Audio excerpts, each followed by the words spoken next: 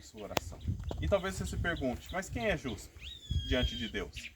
Quando nós nos comparamos uns com os outros, talvez a gente comece a achar que nós somos justos. Porque eu olho para um amigo, olho para o Cipriano e falo, olha, eu e o Cipriano estamos ali. O Cipriano tem alguns erros, eu tenho alguns erros, então mais ou menos. O irmão Carlos, será que eu sou melhor que o irmão Carlos? E às vezes a gente começa a comparar com o outro e fica pensando, será que eu sou melhor que o Gabriel?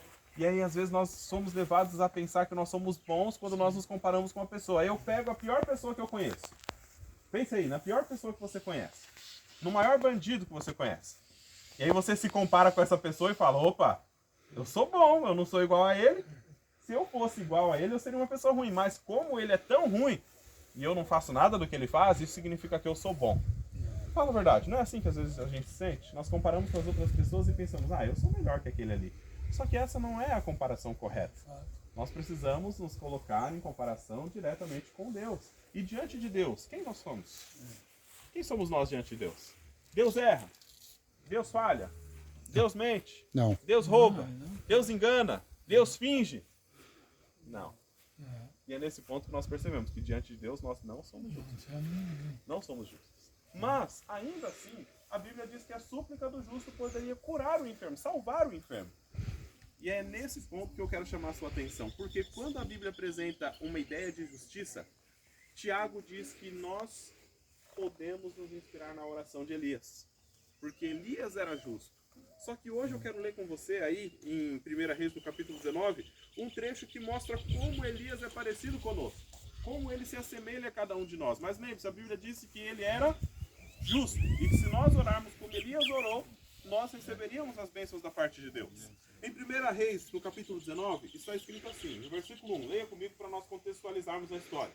Acabe fez saber a Jezabel tudo que Elias havia feito, e como Elias havia matado os profetas de Baal à espada. Ou seja, no Monte Carmelo, história para outra oportunidade, Elias ora e desce fogo do céu.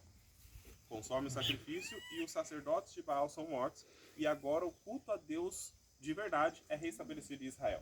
Jezabel era a rainha que havia instituído o culto a Baal em Israel.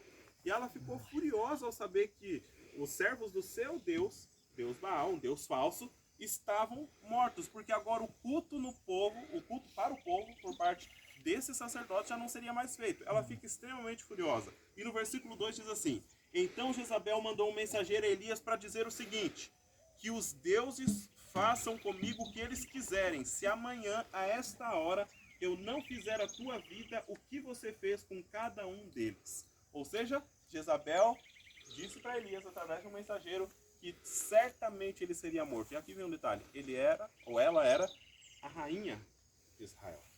Tinha ou não tinha poder? Com certeza. É a mesma coisa que nós chegarmos hoje e o presidente da república diz o seguinte, amanhã você vai estar preso. Qual a chance de você estar preso amanhã? É grande, não é? Porque ele tem poder político para fazer com que a influência de fato chegue até você e você seja preso.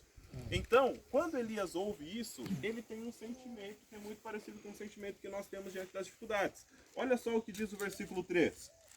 Temendo, Elias levantou-se e para salvar a sua vida chegou-se até Bérseba, que pertence a Judá, e deixou ali o seu moço.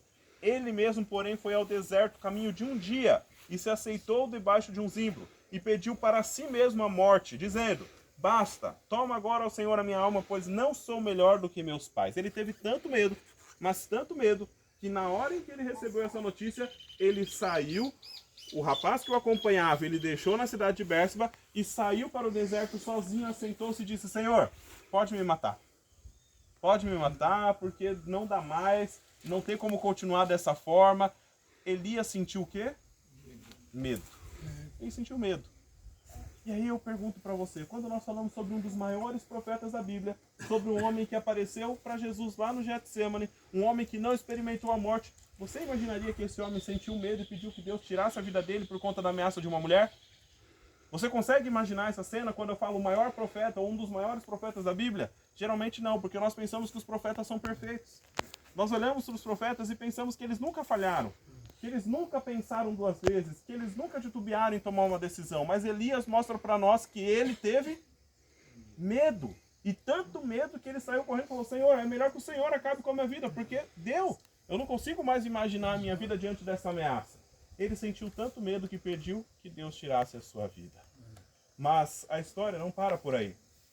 Diz que ele deitou e se dormiu, e um anjo tocou e lhe disse: levanta e come. Ele viu então junto à cabeceira um pão cozido sobre pedras em brasa e uma botija de água. Isso daqui onde? No deserto. Olha só que interessante. Elias no deserto e um anjo vai levar a refeição para ele. Ele com medo, pedindo a morte, se arrependendo de ter feito a profecia, se arrependendo de ter feito aquilo que fez, Deus ainda mostra que estava cuidando dele. Comeu, bebeu e voltou a dormir. Segunda vez o anjo tocou-lhe e lhe disse: levanta e come, porque o caminho será muito longo. Levantou-se, comeu, bebeu, e com a força daquela comida caminhou 40 dias e 40 noites até Horebe, o monte de Deus. 40 dias e 40 noites. E aqui, quando eu preguei recentemente a respeito de Jesus Cristo no deserto, quantos dias Jesus Cristo ficou no deserto? 40 dias. Quantos anos o povo ficou no deserto? 40 anos. 40 anos, deserto, é um sinônimo de provação. Assim como foi uma provação para o povo de Deus, foi uma provação para Jesus, foi uma provação para Elias. E talvez hoje, na tua vida, você esteja passando por um deserto. Talvez você esteja passando pelos momentos das provações. Pelos momentos onde sua fé é desafiada e você fica tentando, de todas as formas, achar uma desculpa para desistir. Porque é isso que nós fazemos como seres humanos. Muitas vezes, diante das dificuldades, em vez de enfrentar as dificuldades, a gente procura uma desculpa para que a gente possa deixar a luta de lado. E a gente começa a procurar de todas as formas. Elias falou: Senhor, me mata, que aí acaba o meu sofrimento. Termina logo com tudo isso. Mas Deus falou: não, negativo. Come, e ainda você tem uma caminhada para fazer. Come, porque você vai caminhar. E ele caminhou 40 dias e 40 noites no deserto. Mas essa não é a parte mais importante. Estamos chegando lá. Ali entrou numa caverna, onde passou a noite. E ali veio a palavra do Senhor. E Deus perguntou para ele o seguinte: Elias, o que é que você está fazendo aqui? Por que Deus faz essa pergunta? Não foi ele que mandou Elias lá? 40 dias de caminhada até o Monte Horebe? Mas quem foi que havia mandado Elias para o deserto? Ninguém mandou Elias para o deserto. Ele escolheu ir para o deserto. É nesse momento que Deus confronta Elias e diz o seguinte: Elias, o que você está fazendo na tua vida? O que você quer? Por que você está aqui? O que é que você está fazendo aqui? E Elias então respondeu como se tivesse toda a razão: Senhor, eu tenho sido zeloso pelo Senhor, feito o que o Senhor pede, ó Deus dos exércitos. Porque os filhos de Israel deixaram a tua aliança, derrubaram os seus altares e mataram os seus profetas. E só eu fiquei. E ainda assim eles procuram me matar. Nós percebemos que Elias estava se sentindo sozinho. Sozinho. Ele achava que ninguém estava ao lado dele. Que ninguém havia sobrado. Que só eles estavam sendo desafiados. Só ele, aliás, estava sendo desafiado a ser fiel ali. E aqui fica uma reflexão muito parecida com a situação que às vezes nós temos aqui. Porque hoje vocês não têm a igreja aqui. E talvez às vezes você imagine: poxa, mas nós estamos sós. Cadê o povo de Deus? E aqui está a resposta. Aqui está o povo de Deus. O povo de Deus vem onde seus filhos estão, para que nós possamos mostrar de uma vez por todas que nós nunca estamos sozinhos. Nós nunca estamos sozinhos. E Deus revelou para Elias algo maravilhoso. Disse assim, olha só, versículo 11. Disse-lhe Deus: sai e põe-te nesse monte perante o Senhor. E passava o Senhor, e um grande e forte vento fendia os montes e despedaçava as penhas diante do Senhor. Porém o Senhor não estava no vento. Depois do vento, um terremoto. Deus não estava no terremoto. Depois do terremoto, um fogo. Mas o Senhor não estava no fogo. E depois, um vento calmo e suave. Ouvindo, Elias envolveu o rosto no seu manto e saindo colocou-se à entrada da caverna. Eis que veio uma voz que de novo perguntou: Elias, o que você está fazendo aqui? Ele respondeu: tenho sido extremo zeloso pelo Senhor, Deus dos exércitos. Porque os filhos de Israel deixaram a tua aliança, derribaram os teus altares, mataram os teus profetas, e eu fiquei sozinho. Mas então, é nesse momento que, para resumir esse diálogo de Deus com Elias, no versículo 18, Deus faz uma revelação para Elias. algo que ele não podia ver, algo que ele não conseguia enxergar, mas que de fato existia. No capítulo 19, versículo 18, diz assim: também conservei em Israel 7.000 dos joelhos que não se dobraram diante de Baal. Elias estava se sentindo só, mas Deus revelou a ele que ele não estava sozinho. Naquele período de muita dificuldade existiam pelo menos 7.000 pessoas que estavam enfrentando o mesmo desafio que ele. E é por isso que Deus pergunta: Elias, o que você está fazendo aqui? Hoje, Deus também pergunta para nós: o que nós estamos fazendo aqui? O que nós estamos fazendo da nossa vida? Como nós enxergamos aquilo que Deus nos confiou? A verdade que Ele revelou para cada um de nós? Como é que nós enxergamos a maneira como Deus lida conosco? Deus nos pede tarefas que às vezes parecem difíceis. Nós enfrentamos desafios quando queremos cumprir a vontade de Deus. As coisas se tornam complicadas quando nós queremos obedecer à lei do Senhor. E nesse momento, quando nós achamos que tudo está difícil, que nós estamos sozinhos, que é melhor morrer do que continuar vivendo, Deus ele revela para nós que nós não estamos sós. Nós somos uma família. E como família, todos nós temos o mesmo companheiro que não deixou Elias na mão, mesmo no momento mais difícil. Quem foi? Deus. Deus, no meio do deserto, chamou Elias para mostrar que ele não estava sozinho.